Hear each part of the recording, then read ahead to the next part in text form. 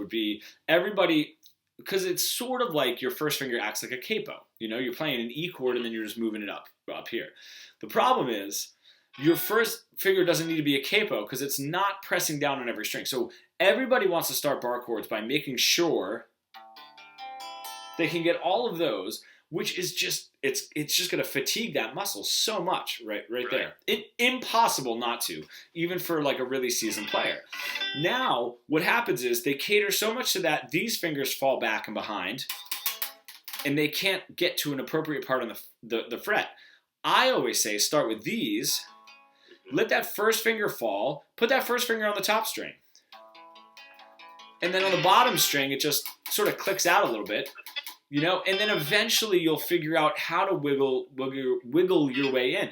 Now, just like you were saying, if I put my first finger here, right, and I play that bar chord, this is not that comfortable, right? This is a little bit more comfortable for my entire hand. And I'm still able to play. Yet now, so let these fingers dictate where your first finger falls. Like we were saying too, this is a physically demanding thing for your hand to do, right?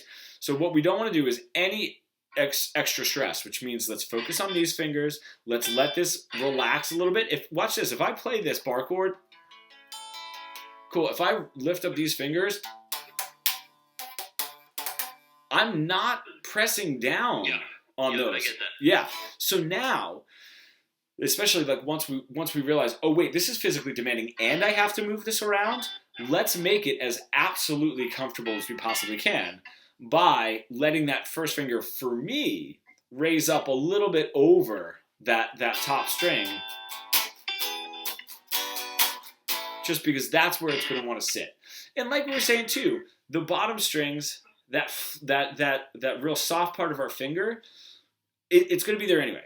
Whether I do that or this, it's still on that B and bottom E string anyway, right? I would have to do something dramatic to get it to rest there and there. So that's almost out of the equation. We don't have to worry about that. Let's just make it so my hand feels comfortable playing that bar chord, right? Rather than having to jam our hand in or squeeze like we're like strangling something, and all that. And then these little things are going to happen automatically because your brain is going to know when you need to be up and over, when you can be a little bit more relaxed, when you should be more relaxed, when you shouldn't be more relaxed. I always do this. If I have a simple A to B minor progression, A, as soon as I go to B minor, my middle finger boom, clamps right down on my first finger,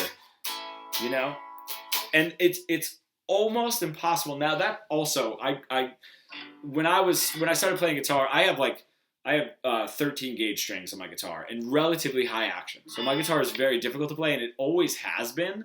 That's how I learned. So now it's a habit. Look, I can almost not get my finger to come up like that. It like almost has to go. That's just where it learned to go, every time.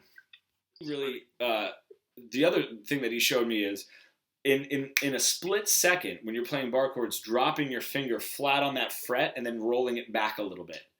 So now it's just slightly where it's a little bit bonier, right? So yeah, there you go. So instead of laying it just behind the fret, where you normally would, you lay it right on the fret and let it roll to right behind the fret. Right? If you just want to get that little extra security from a harder part of your